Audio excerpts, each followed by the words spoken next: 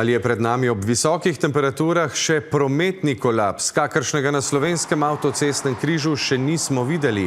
Tudi to je mogoče sklepati po objavi najnovejših analiz prometnih tokov za drugo polovico junija, ki so jih danes predstavili na Darsu. In zakaj nas mora skrbeti? Še dodatno zmanjšanje že tako zmanjšanega števila voznih pasov na odseku med Slovenskimi Konjicami in Dramljami bo namreč sovpadlo prav z začetkom poletnih počitnic.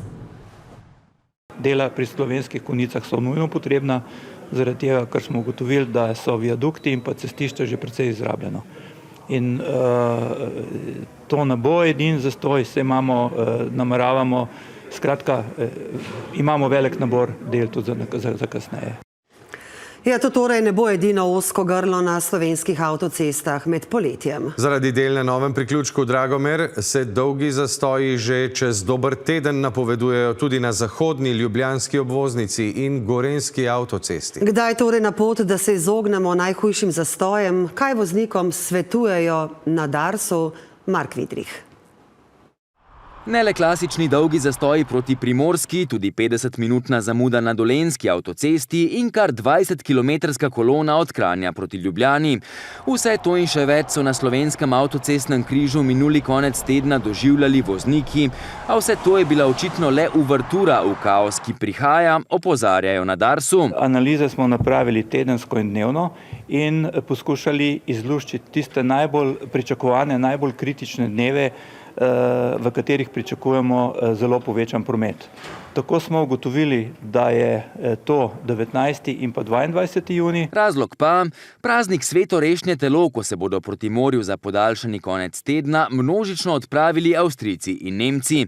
Na štajerski avtocesti bosta najbolj obremenjena dneva prihodnja sreda in četrtek, na ljubljanski zahodni obvoznici pa hude zastoje pričakujejo vse do zadnjega tedna junija. Takrat bo šlo zelo počasi tudi med Slovenskimi Konjicami in Dramljami, opozarjajo na Darsu. V tem odseku smo imeli zdaj prometni režim, ki smo ga prilagajali dnevno. Enkrat smo imeli v času selitve proti Ljubljani, sta bila 2 vozna pasa odprta proti Ljubljani, en proti Mariboru in obratno. Zdaj se dela intenzivirajo in bosta odprta samo en pas v eno smer in drug pas v drugo smer. In to ravno v tednu, ko se gneča pričakuje, tudi sicer, zakaj torej zožanje prav takrat? Naše ceste so precej iztrošene, mi moramo ceste obnavljati. Ter da bodo kot kompenzacijo popolnoma ustavili dela v predoru Kastelec, tudi ta so namreč nameravali začeti prav v tem terminu. A zakaj sploh takšni projekti med poletjem?